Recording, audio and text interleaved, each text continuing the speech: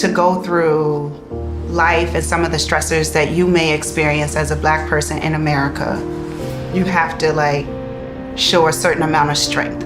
In the Black community, we reward strength, and then we have this limited view of what that means. Therapy is a strength. Crying and releasing it is a strength, because it's much easier to say, I don't want to deal with that. When you have to deal with the thing you want to avoid, that's strength.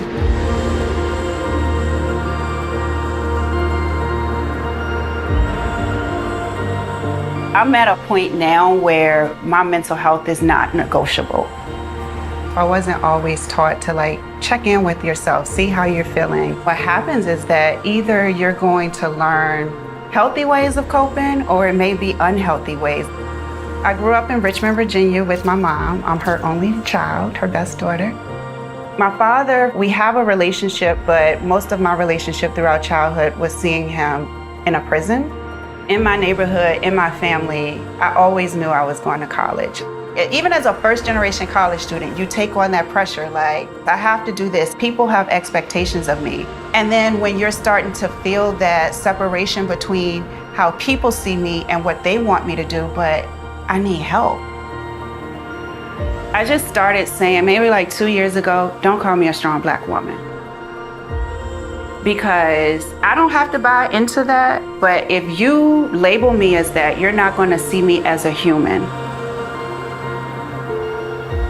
I felt the need to form Black Mental Wellness because there was a huge piece of mental health missing, and that was the mental health of Black people in America. So when you think about psychology, you think about the theories, you think about the approaches to therapy, it's all based on white people. What we know to be true is that Black people communicate differently. We have different stressors. And I think it's important to know this because trauma encodes itself in your body. And that stuff is passed down.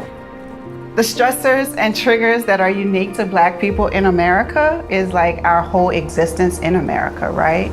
How do you show up? How is your hair? How are you dressed? That's so much stress, and that's not even the job. So when we think about the cultural shifts and changes, the last 2 years or so, it just seems like it's now the in thing to talk about mental health, and it's the in thing to talk about Black mental health. I feel like educated Black people, they like to say oh, my therapist said. Every time you say that, you're normalizing that experience for someone else. All of those things breaks down the stigma and opens it up for people. Actionable steps that I share, I like to think about the start of the day. Can you wake up, even if it's 10 minutes earlier, where you can just have that quiet time to yourself? Another actionable step, find at least 5 minutes, go outside and get some fresh air. Because we're spending so much time in our homes or in these enclosed spaces. So many people think that therapy and mental health is for people who are sick.